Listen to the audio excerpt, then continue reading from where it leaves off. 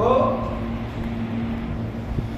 اسلامی سال کا مہینہ محرم الحرام کا پہلا مہینہ ہے، ٹھیک ہے، اور اسی طرح سے تیسری مہینہ حضرت عیسیٰ علیہ السلام سے اور یہودیوں کا حضرت سلیمان علیہ السلام سے، لیکن اسلامی کیلنڈر کا پہلا مہینہ کب سے ہے؟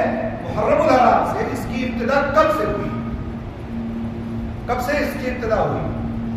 اگر آپ تاریخ کا مطالعہ کریں گے تو آپ دیکھیں گے کہ حضرت ابو موسیٰ اشعری رضی اللہ تعالیٰ عنہ، یہ یمن کے گورنر حضرت ابو موسیٰ اشعری، حضرت عمر بن خطاب رضی اللہ تعالیٰ عنہ جب لیٹر بھیجتے تھے، خط بھیجتے تھے تو تاریخ لکھ کے بھیجتے تھے، لیکن یہ نہیں پتہ چل پاتا تھا یہ کس مہینے کا ہے، کس تاریخ کا ہے، کس سن کا ہے۔ تو حضرت ابو موسیٰ اشعری نے حضرت عمر بن خطاب کو مشورہ دیا کہ ہم کسی ایک سن کو متعین کر لیں جس کی وجہ سے ہمیں یہ جو شک و شبہ ہے وہ ختم ہو جائے۔ تو حضرت عمر بن خطاب نے لوگوں سے مشورہ کیا اور صحابہ کرام کو اکٹھا کیا، جمع کیا اور مشورہ کیا، تو بات طے پائی کہ اللہ کے رسول صلی اللہ علیہ وسلم نے جس سال ہجرت کی ہے مکہ سے مدینہ، وہیں سے ہم اسلامی سن کا آغاز کرتے ہیں۔ جس سال ہجرت کی، دیکھیں اللہ کے رسول کی جو ہے جس سال پیدا ہوئے اس کو نہیں چوائس کیا گیا، جس سال آپ کو نبی بنایا گیا وہ نہیں، جس سال آپ پیدا ہوئے وہ نہیں، بلکہ جس سال ہجرت کی گئی ہے اس سال، چونکہ ہجرت میں بہت ساری چیزیں پوشیدہ ہیں۔ یہ ہجرت کرنا کوئی معمولی بات تو تھی نہیں، لوگوں نے اپنی دولت کو، اپنے بھائی کو، اپنی بہن کو، اپنے گھر والوں کو، رشتہ داروں کو، تمام تر جائیداد کو، سب کو ترک کر کے چھوڑ کر کے ہجرت کی، اور اس کے اندر ایک تاریخ پوری پنہا ہے، اور کتنے مشاکل، کتنی پریشانیاں، کتنے مسائل، کتنی ساری چیزیں اس میں موجود تھی۔ تو حضرت عمر بن خطاب نے اور دیگر صحابہ کرام نے مل کر کے ہجرت کی تاریخ کو، ہجری سن کو ہجرت سے جو ہے جوڑ دیا اور کہا یہیں سے ہماری جو ہے اسلامی کیلنڈر کا سال، اور یہ جو طے تمام ہو رہا تھا، یہ ذوالحجہ کا مہینہ تھا، اور جب یہ طے ہو گیا تو پھر محرم الحرام کا مہینہ وہیں سے شروع ہو رہا تھا، اور وہیں سے پہلا مہینہ جو ہے پہلی ہجری شروع۔ آج ہم 1447 ہجری میں داخل ہیں، وہ ہے کہ 1447 ہجری میں داخل ہونے کا مطلب 1447 سال ہو گئے اللہ کے رسول صلی اللہ علیہ وسلم نے جو ہجرت کی تھی مکہ سے مدینہ۔ تو یہ اسلامی کیلنڈر کا پہلا مہینہ ہے محرم الحرام کا مہینہ۔ دوسری بات یہ ہے کہ اگر تاریخ آپ دیکھیں گے تو ایک ظالم اور جابر بادشاہ کی شکست بھی اسی مہینے میں ہوئی ہے۔ ایک ظالم اور جابر سفار، وہ بادشاہ جو بچوں کو قتل کرا دیتا تھا، وہ بادشاہ جو اپنے سامنے کسی کو سمجھتا ہی نہیں تھا کچھ، وہ بادشاہ جو اپنے آپ کو کہتا تھا میں تمہارا سب سے بڑا ہوں، وہ ظالم و جابر بادشاہ جو لوگوں کو میخیں گاڑ کر کے سزائیں دیا کرتا تھا، ہاتھ میں پیروں میں میخیں گاڑ دیا کرتا تھا، وہ کون تھا جانتے ہیں؟ فرعون تھا۔ اسی مہینے میں وہ غرق ہوا، اسی مہینے کی 10 تاریخ کو وہ جو ہے دریا گرد ہو گیا، اللہ رب العالمین نے اس کو غرقاب کر دیا۔ یہی وہ مہینہ تھا محرم الحرام کا مہینہ، تاریخی حیثیت سے بھی بہت اہم ہے۔ حضرت موسیٰ علیہ السلام اور ان کے ماننے والے جب دریا کراس کر گئے تو فرعون اس کے لشکریوں نے سمجھا کہ ہم بھی اسی میں نکل جائیں گے، ہم پکڑ لیں گے ان کو، لیکن جب وہ دریا میں داخل ہوئے تو پھر اللہ رب العالمین کا حکم آیا اور وہ دریا مل گیا، دونوں پار مل گئے دونوں، اور فرعون اس کے سارے لشکر ڈوب گئے، مر گئے۔ اب آپ دیکھیں وہ کون سی تاریخ تھی؟ 10 محرم الحرام۔ جب حضرت موسیٰ علیہ السلام نجات پا گئے اور چلے گئے تو اس کے بعد حضرت موسیٰ علیہ السلام نے شکرانے کے طور پر کیا رکھا تھا؟ روزہ رکھا، شکرانے کے طور پر حضرت موسیٰ علیہ السلام اور ان کے ماننے والوں نے روزہ رکھا۔ اب اس کے بعد یہ روزے کا سلسلہ چلتا رہا، بنی اسرائیل رکھتے رہے، حتیٰ کہ زمانے جاہلیت میں لوگ روزہ رکھتے رہے، حتیٰ کہ قریش کے لوگ رکھتے رہے، اللہ کے رسول صلی اللہ علیہ وسلم تک مکہ میں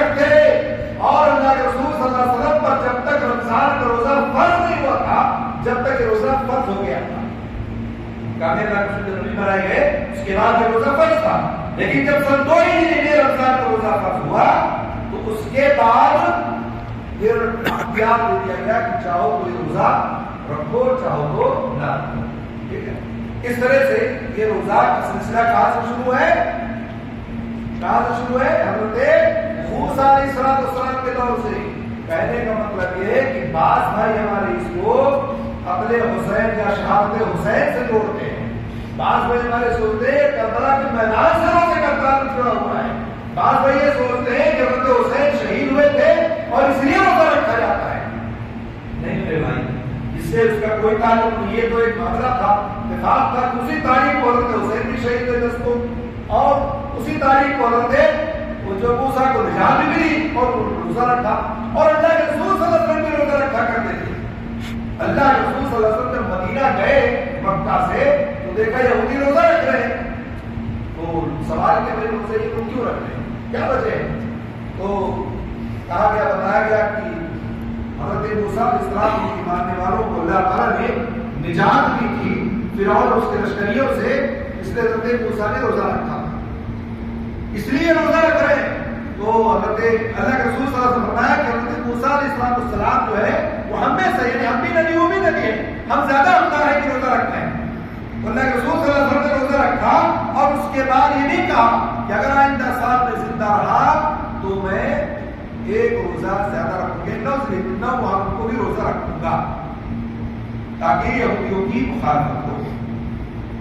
اس طرح سے روزے کا سلسلہ اور روزے کی کڑی یہاں کی ملتی ہے کہ ہم عاشورہ کا روزہ رکھتے ہیں، کیوں؟ کیونکہ اللہ کے رسول صلی اللہ علیہ وسلم نے رکھا ہے اور اس کی بڑی فضیلت بھی بتائی ہے۔ فضیلت کیا ہے؟ اللہ کے رسول صلی اللہ علیہ وسلم کی حدیث ہے، صیام یوم عاشورہ احتسب علی اللہ ان یکفر السنۃ التي قبلہ۔ فرمایا اللہ کے رسول صلی اللہ علیہ وسلم نے کہ عاشورہ کا روزہ جو ہے مجھے اللہ رب العالمین کی ذات سے امید ہے کہ اگر کوئی شخص عاشورہ کا روزہ رکھتا ہے تو اس کے پچھلے 1 سال کے گناہ معاف کر دیے جائیں، یہ فائدہ ہے۔ دوسری حدیث میں اللہ کے رسول صلی اللہ علیہ وسلم نے فرمایا کہ افضل الصیام بعد رمضان شہر اللہ المحرم۔ حضرت ابو ہریرہ اس حدیث کرائی ہے، صحیح مسلم کی روایت ہے، کہا کہ رمضان کے مہینے کے روزے کے بعد اگر کوئی روزہ افضل ہے تو وہ کون سا روزہ ہے؟ اللہ کے مہینے کا روزہ، یعنی محرم الحرام کا مہینہ۔ شہر اللہ کہا گیا اس مہینے کو اللہ کا مہینہ، ٹھیک ہے، اس محرم کے مہینے میں۔ تو گویا کہ رمضان کے روزے کے بعد اگر نفل روزوں میں سب سے زیادہ فضیلت اگر کسی روزے کی ہے تو وہ کون سا روزہ ہے؟ عاشورہ کا روزہ ہے، محرم کا روزہ ہے۔ اور کہا کہ افضل الصلاۃ بعد الفریضہ، اس حدیث میں آگئی کہا فرض نماز کے بعد سب سے زیادہ افضل نماز اگر کوئی ہے تو وہ ہے کون سی؟ صلاۃ اللیل، رات کی نماز، جو آپ قیام اللیل کہتے ہیں، جس کو آپ رات کو کیا تہجد پڑھتے ہیں، جس کو آپ فرض نماز کے بعد سب سے افضل نماز قیام اللیل تہجد کی نماز ہے۔ تو اس طرح سے اس مہینے کی دیکھیں آپ، اچھا روزہ کوئی ضروری نہیں کہ آپ صرف ایک ہی رکھیں، آپ چاہے تو کئی ایک رکھیں، پورے 10 دن رکھیں، پورے مہینے میں رکھنا چاہے رکھیں، آگے پیچھے کر کے رکھنا چاہے رکھیں، ٹھیک ہے، ایک ایک دو چھوڑ چھاڑ کے رکھیں، لیکن آپ روزہ رکھنا چاہیں تو آپ رکھیں، یہ سنت ہے اور نفل روزہ ہے۔ اگر کوئی روزہ 2 نہیں رکھ سکتا ہے، 9 اور 10 کو، تو چاہے تو صرف ایک ہی رکھ لے۔ اگر مان لیجیے کسی سبب کی بنا پر یہ مشقت ہے، تکلیف ہے، سخت گرمی ہے، ڈیوٹی ہے، تو کم سے کم ایک روزہ رکھ لے۔ 1447 ہجری میں ہم آج 2 تاریخ میں داخل ہیں، کتنے میں؟ 2 تاریخ میں، اور 9 اور 10 محرم جو پڑھ رہا ہے وہ کون سا ہے؟ یوم الجمعہ اور یوم السبت پڑھ رہا ہے۔ 9 تاریخ جمعہ پڑھ رہا ہے اور 10 محرم سنیچر کا دن پڑھ رہا ہے۔ جمعہ کے دن آپ لوگوں کی چھٹیاں ہوتی ہیں، آپ جمعہ کو رکھ لیں اور پھر سنیچر کو محنت کر کے تھوڑی سی تکلیف برداشت کر کے آپ 10 کو رکھ لیں۔ اگر نہ رکھ سکیں آپ 9 کو تو کم سے کم 10 کو ضرور رکھیں۔ تو اس طرح سے اس روزے کو رکھیں، اس روزے میں یہی فائدہ ہے، ایک تو 1 سال گزشتہ گناہ کی معافی آپ کا، دوسرے افضل روزوں میں سے، نفل روزوں کے افضل روزوں میں سے افضل روزہ ہے۔ اور اسی طرح سے اللہ کے رسول نے کہا شہر اللہ محرم ہے یہ وہ مہینہ جس کو اللہ کا مہینہ کہا گیا ہے، کسی اور مہینے کو شہر اللہ نہیں کہا، حالانکہ سارے مہینے کی جو اللہ رب العالمین نے پیدا کیا ہے، لیکن اس مہینے کی افضلیت کسی چیز کو اگر اللہ مزید نسبت کر دی جائے تو مزید اس کی اہمیت بڑھ جاتی ہے، تو اس لیے بھی اس مہینے کی اہمیت و فضیلت بڑھ جاتی ہے۔ اس لیے ہمیں اللہ نے موقع دیا ہے، ہم نے عرفہ کا روزہ رکھا بھی، عرفہ کا روزہ رکھا بھی رکھا، ہمارے 2 سال کے گناہ نے معاف کرائے، اللہ نے ہمارے گناہوں کو معاف کیا، اور اس کے بعد ہم عاشورہ کا روزہ پا گئے۔ اگر ہم عاشورہ کا روزہ رکھ رہے ہیں تو باقاعدہ ہمارے پورے 1446 ہجری کے گناہ معاف ہو جائیں گے انشاءاللہ، لیکن وہ صغیرہ گناہ معاف ہو گئے، کبیرہ نہیں جانے گے۔ صغیرہ گناہ چھوٹے چھوٹے گناہ جو انسان سے ہو جاتے ہیں، اگر جان بوجھ کے انجانے سے کیسے بھی انسان جان بھی پاتا گناہ ہو جاتا ہے، تو اس لیے یہ موقع یہ ہمیں ہاتھ سے نہیں جانے دینا چاہیے۔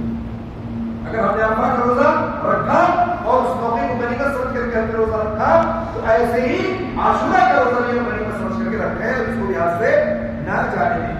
نفل روزوں کا اہتمام کرنا یہ بہت ہی اہم ہوتا ہے، سب کے بس کی نہیں ہوتی ہے، لیکن بہت خاص لوگ ہوتے ہیں وہ اللہ کے بندے جو فرض کے بعد نوافل کا بھی اہتمام کرتے ہیں، اللہ تعالیٰ ان کو توفیق دیتا ہے۔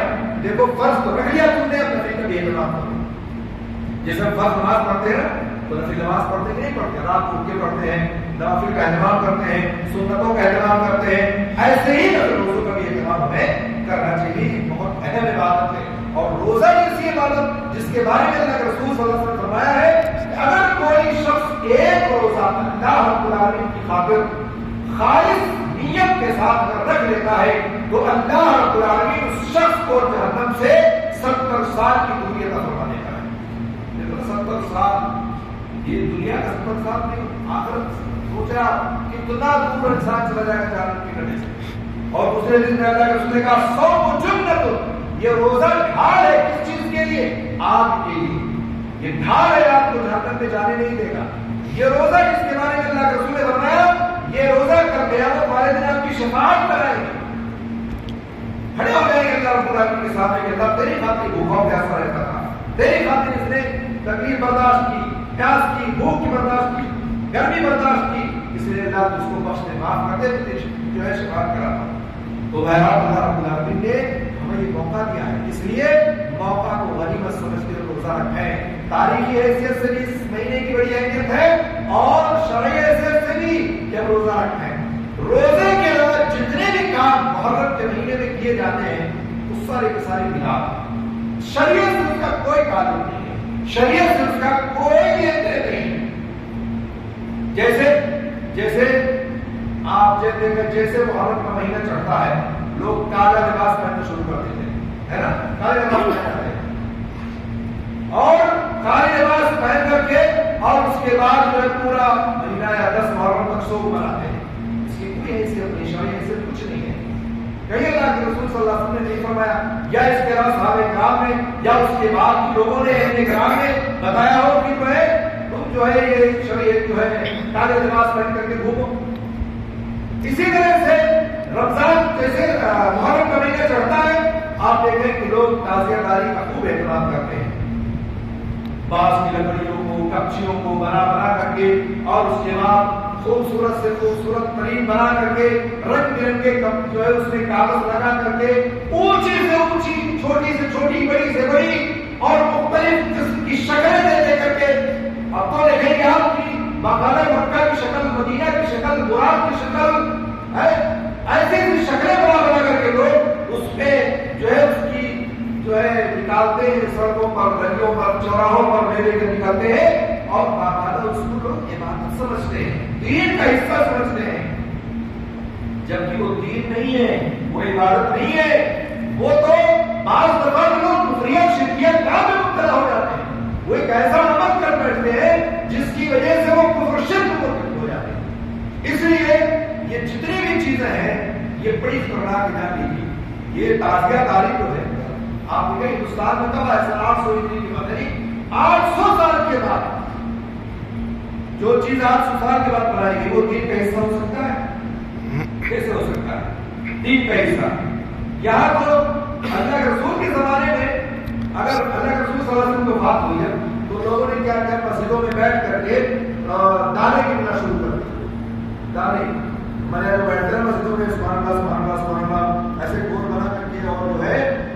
لانے کی نشر کر دی. تو حضرت عبداللہ بن مسعود رضی اللہ تعالیٰ عنہ کو کسی نے خبر کی کہ دیکھیے ابھی تو اللہ کے رسول صلی اللہ علیہ وسلم کی وفات ہوئی، چند دن ہو رہی صورتحال ہے. وہ آئے اور اس کے بعد لوگوں کو کہا کہ یہ کیا ہوا، ابھی نبی کا جو ہے کپڑا تو سیدھا نہیں ہوا، نبی کے برتن نہیں ٹوٹے، نہیں ختم ہوئے، اور تم نے بدعت ایجاد کرنی شروع کر دی. سب کو وہاں سے بتایا، سمجھا اور کہا یہ بدعت ہے، ایسے حرکتیں کبھی نہیں کرنا. ہمارے نبی نے یہ نہیں بتایا کہ تم بیٹھ کر کے جو ہے گول بنا کر کے اور چکر بنا کر کے اور بیٹھ کے 100 بار سبحان اللہ کہو، 100 بار الحمدللہ کہو، 100 بار اللہ اکبر کہو. یہ نبی کا طریقہ نہیں ہے. میں اگر تصویر تعمیر تعلیم پڑھ دیے تو ویسے وہ 1000 بار مقبولات پورا کرتا ہوتا ہے. تو اس طرح سے بدعت جو ہے یہ اپنا گھر پیدا کر لیتی ہے. اور جس معاشرے میں بدعت اٹھتی ہے، پنپتی ہے، جس معاشرے میں بدعت ہوتی ہے، آپ وہاں دیکھیں وہاں سنت ناپید ہو جاتی ہے، سنت دھیرے دھیرے ختم ہو جاتی ہے. لوگ سنت کو چھوڑ دیتے ہیں اور بدعت کی طرف چل پڑتے ہیں. بدعت کبھی باز نہیں ہوتی ہے. یہ بدعت ایک ایسی چیز ہے کہ ہر سال آپ دیکھیں گے نئی نئی چیزیں جنم لیتی ہیں. ہر سال پہلے تعزیہ داری کا اور معاملہ تھا، اب تو باقاعدہ تعزیہ داری بھی ہوتی ہے، باقاعدہ ڈھولک بھی بجتے ہیں، ڈی جے بھی بجتے ہیں، گانے بھی بجتے ہیں، قوالیاں بھی بجائی جاتی ہیں، ناچتے اور گاتے بھی ہیں. مکہ و مدینہ کی شکل بنا کر کے گلیوں چوراہوں سڑکوں پر نکالے بھی جاتے ہیں، گاڑیوں پر چڑھا کر کے اور لے کر کے ایک شہر سے دوسرے شہر، ایک گاؤں سے دوسرے گاؤں پہنچاتے ہیں، اور باقاعدہ نعرے تکبیر نعرے رسالت لگائی جاتی ہے. اور اس کے ساتھ ساتھ مرد حضرات کے ساتھ ساتھ عورتیں بھی ان کی ہوتی ہیں، خواتین بھی ہوتی ہیں، جو باقاعدہ سج کر سنور کر نقاب پوش ہو یا بغیر نقاب کے ہو، باقاعدہ ان کے ساتھ نکلتی ہیں، چلتی ہیں. پیچھے پیچھے لڑکے جو ہے مرد حضرات آگے اور پیچھے خواتین یا اختلاف ہوتا آپس میں ایک دوسرے سے ملے رہتے ہیں. جب بدعت ایجاد ہوتی ہے تو سب کچھ انسان کی عقل چلی جاتی ہے. بدعتی کی عقل کام نہیں کرتی کہ میں کیا کروں، مرد کیا عورت کیا سب ایک ساتھ. اللہ کے رسول صلی اللہ علیہ وسلم کی تعلیمات ہے. اس کے ساتھ ساتھ باقاعدہ میلہ کھیلا لگتا ہے، کربلا کے میدان میں میلہ لگتا ہے. اور اس کربلا کے میدان میں دیکھیں مرد عورتیں بچے بڑے بوڑھے سارے لوگ ہوتے ہیں، سجایا جاتا ہے، کھیل کود کیا جاتا ہے، اور ہمارے گھر کے بچے اور عورتیں خواتین سارے لوگ باقاعدہ میلہ دیکھنے جاتے ہیں. اس کی کیا شرعی حیثیت؟ کبھی آپ نے سوچا؟ کبھی آپ دیکھیں اور کریں کہ کیا اللہ کے رسول صلی اللہ علیہ وسلم نے ہمیں یہ حکم دیا کہ اب اس طرح سے جو ہے کھیل کود اور اس طرح سے جو ہے میرا کھیل لگایا اور باقاعدہ تعزیہ کو لے جا کر کے وہاں کربلا کے میدان میں ٹھنڈا کر دے. جس چیز کو آپ نے لاکھوں روپے لگا کر کے بنایا تھا اس چیز کو آپ لے جا کر کے کربلا کے میدان میں دفن کر دیتے. وہ معبود ہو سکتا ہے، وہ رب ہو سکتا ہے، وہ الہ ہو سکتا ہے، وہ آپ کی بگڑی بنا سکتا ہے. آپ اس سے محبت کیسے کرتے ہیں جس چیز کا آپ نے خود اپنے ہاتھوں سے بنایا ہے اور خود لے جا کر کے آپ اس میں ڈبو دیتے ہیں اور اس کو ٹھنڈا کر دیتے ہیں. ایک ایسا رب ہے، کیسا رب ہے. ایک غیر مسلم کہنے لگا کہ تمہارے رب سے بہتر تو ہمارا رب ہے. کہا وہ کیسے؟ کہا دیکھو ہم پتھروں کی پوجا کرتے ہیں، پتھروں میں اگر بارش ہو تو پتھر کا کچھ نہیں بگڑتا، تیز ہوا چلے تو پتھر وہیں پڑا رہے گا، اس کا کچھ نہیں بگڑے گا. آگ لگ جائے پتھر کا کچھ نہیں بگڑے گا، پتھر ویسے ہی ویسے رہے گا. اور تمہارا یہ تعزیہ ہوا چلے تو اڑ جائے گا، بارش ہو جائے تو سب ختم ہو جائے گا، آگ لگ جائے تو جل جائے گا. تو تمہارے معبود سے جس کو تم بنا کر کے پوچھتے ہو اور یا حسین یا حسن کا نعرہ لگاتے ہو، بتاؤ تمہارے سے بہتر تمہارے پتھر ہے. بہتر ہوا کہ نہیں اس کا؟ اور اس کی بات بالکل سچ ہے. کیا فرق رہ گیا اس کو؟ پتھر کی پوجا کرتا ہے اور عباس کی لکڑیوں کی کپچیوں کی بنا بنا کر کے آپ اس کی پوجا کرتے ہیں. یہ صورتحال ہے مسلمان کا جو ہمارے معاشرے میں رہتے ہیں. بہت سارے گاؤں، بہت سارے محلے، بہت سارے علاقے، بہت سارے ایسے آپ کو ملک ملیں گے جہاں اس طرح کی چیزیں ہوتی ہیں. باقاعدہ گھوڑا بنایا جاتا ہے، گھوڑے کو سجایا جاتا ہے، باقاعدہ اس کے نیچے سے عورتوں اور بچوں کو نکالا جاتا ہے اور تعزیہ کھڑا کر کے باقاعدہ ماتم کیا جاتا ہے، باقاعدہ سینہ پیٹا جاتا ہے، زنجیریں چلائی جاتی ہیں، چھریاں چلائی جاتی ہیں، آگ پر لوگ چلتے ہیں. یہ کیا ہے؟ یہ دین کا حصہ ہے. جس چیز کو اللہ کے رسول صلی اللہ علیہ وسلم نے منع کیا تھا، جس چیز اللہ کے رسول صلی اللہ علیہ وسلم نے کہا تھا کہ یہ ہماری جو ہے اسلام کا حصہ نہیں ہے کہ تم نوحہ خوانی کرو، گریبان چاک کرو اور تم اپنے آپ کو مارو پیٹو نقصان کو پیٹو، آج تم یہ کام کرو تو کیسے دین کا حصہ ہو سکتا ہے؟ اس لیے میرے عزیز ساتھیوں دوستوں، اگر کوئی بھائی، اگر کوئی شخص اس میں ملوث ہے، اگر کوئی اس کا گاؤں والا گھر والا اس ملوث ہے، تو ہماری ذمہ داری ہے اس کو بتایا اور سمجھائے کہ دین کیا ہے، اسلام کیا ہے۔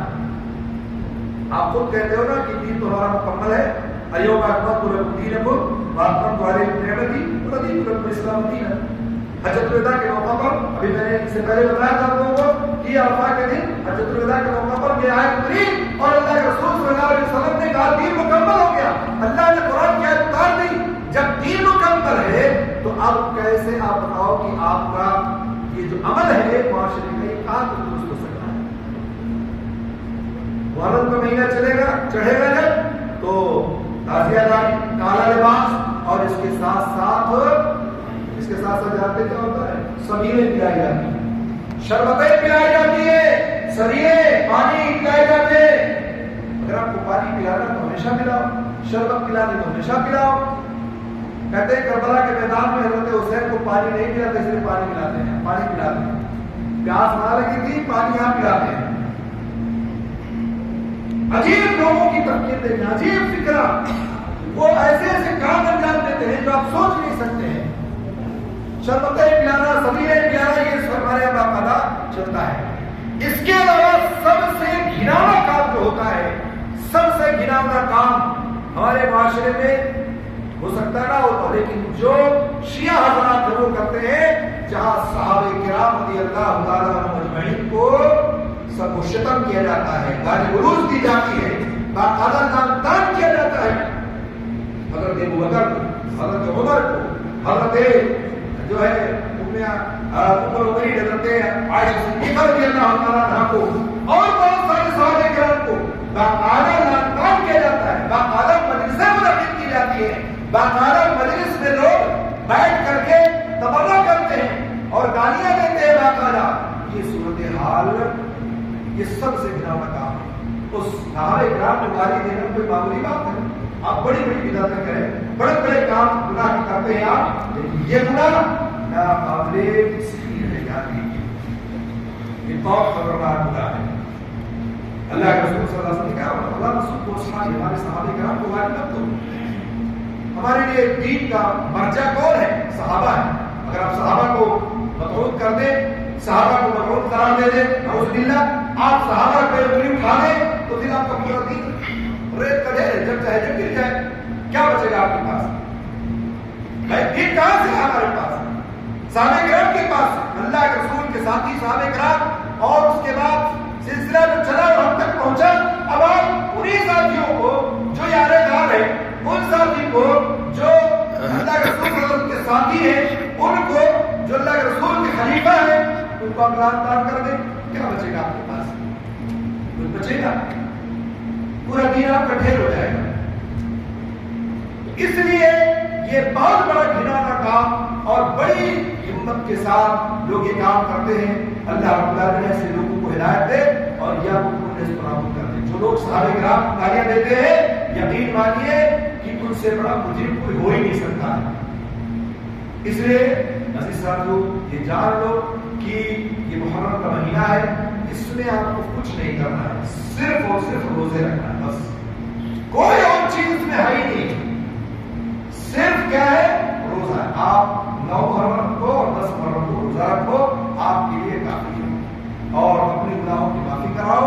یقین مانیے جس طرح آپ نے کر لیا تو آپ کے لیے بہت ہی نفع بخش ثابت ہوگا، اور باقی جو کام ہمارے معاشرے میں ہوتا ہے اگر ہم لوگ کرتے ہو یا ہمارے گھر والے کرتے ہو یا ہمارے معاشرے میں چلتا ہو تو ہماری ذمہ داری ہے کہ ہم اس چیز سے بچیں، بچوں کو روکیں، گھر والوں کو روکیں، اپنے بھائی بہنوں رشتہ داروں کو روکیں، اس لیے کہ اللہ رب العالمین نے قرآن میں فرمایا ہے یا ایھا الذین آمنوا قوا انفسکم واہلیکم نارا، اے وہ لوگ جو ایمان لائے ہو اپنے آپ کو بھی جہنم کی آگ سے بچاؤ اور اپنے بچوں کو بھی جہنم کی آگ سے بچاؤ۔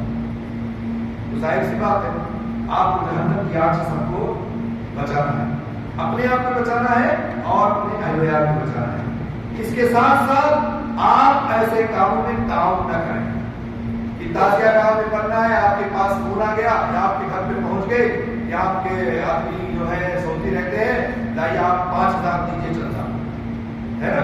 اب آپ تو بڑے واہوائی میں تھے، تو ماں بیٹھا تو دینا پڑے گا، ہے نا. تو آپ کس نام پر چندہ دے رہے سوچا؟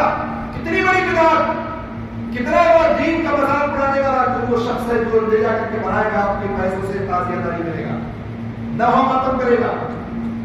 تو کبھی بھی آپ ایسی چیزوں میں چندہ ہرگز نہ دیں. اگر آپ کو چندہ دینا ہے تو آپ کے لیے دنیا بڑی لمبی چھوڑی ہے. آپ مسجد میں دیں، مدرسے میں دیں، یتیمخانے میں دیں، آپ اپنے والدین کے نام پر دیں، اپنے نام پر دیں، کہیں بھی آپ اللہ کے راستے میں خرچ کریں. لیکن کسی ایسے چیز پر خرچ کرنا جو آپ کے لیے گناہ کا سبب بنے، ہرگز اپنے پیسے کو ضائع نہ کریں.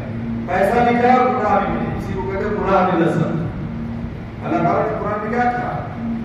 وَلَا تَعَاوَنُوا عَلَى الْبِرِّ وَالتَّقْوَىٰ وَلَا تَعَاوَنُوا عَلَى الْإِثْمِ وَالْعُدْوَانِ، کہ تم نیکیوں بھلائی کے کاموں میں مدد کرو اور برائی کے کاموں میں، گناہ کے کاموں میں مدد نہ کرو. یہ برائی ہے، یہ گناہ ہے. آپ کے پاس آ جائے تعزیہ داری والا تو آپ چندہ دے دیں، آپ کا دسہرہ والا ہے آپ چندہ دے دیں، آپ کے پاس مورتی رکھنے والا ہے تو چندہ دے دیں، آپ کے پاس ہولی دیوالی کا ہے تو چندہ دے دیں. یہ کیا ہے؟ یہ چندہ دینے کا وقت ہے یا چندہ دینے کی وجہ سے مسجد والوں مدرسے والا آ جائے تو آپ کی جیب سے 10 روپیہ نہیں نکلتا ہے، اور وہ آ کر کے 10 آدمی کھڑے ہو جائے تو آپ کی جیب سے 5,000 نکل جاتا ہے. جو گناہ بھی ہے اور اس کی کوئی شرعی حیثیت بھی نہیں ہے، اور آپ گویا کہ ایسے کام میں ملوث ہو گئے کہ آپ گناہ میں چلے گئے. اس لیے آپ اپنے کبھی بھی پیسوں کو ایسی جگہ نہ لگائیں جس سے آپ گنہگار ہو اور آپ نیکی و بھلائی کے علاوہ گناہ کا کام ملوث ہو جائیں. اس کے ساتھ ساتھ اپنے بچوں کو بھی آپ روک ٹوک کے رکھیں. دیکھو تعزیہ داری کتنی بڑی ہو چھوٹی ہو اس میں جانا ہے، میرا ٹھیلا نہیں دیکھنے جانا ہے. آپ روک لگاؤ، بتاؤ یہ چیز ہمارے لیے جائز نہیں ہے، درست نہیں ہے، حرام ہے. بچوں کو گھمانا تو آپ کہیں اور لے جا کے گھما دو، پارک گھما دو، کسی مال میں لے جا کے گھما دو، مارکیٹ میں مارکیٹنگ کروا دو. لیکن ایسی جگہوں پہ جہاں آپ کا بچہ جائے اور اس کا برین واش ہو اور اس کو یہ لگے کہ اچھا یہ بھی کوئی چیز ہے، یہ بھی کوئی عبادت کا حصہ ہے، یہ بھی کوئی ہمارا دین ہے جو یہ تمام کام کیے جاتے ہیں. ظاہر سے تو بچہ چھوٹا سا نہیں سمجھے گا. آپ کے بچے کا برین واش ہوتا ہے. اس لیے بچہ کا ذہن کتنا ہے، بہت کمزور ہوتا ہے. جدھر آپ لے کے جائیں گے ادھر چلا جائے گا. تو دین کا حصہ آپ ان تمام چیزوں کو ہرگز نہ سمجھیں. اگر آپ یقین مانیے کہ اگر آپ نہیں سمجھیں گے تو آپ کے بچے بھی نہیں سمجھیں گے، اور آپ کے بچے اگر نہیں سمجھے تو آپ کی پوری نسل تباہ و برباد ہو جائے گی اور اس طرح سے ان کا خاتمہ ہو جائے گا.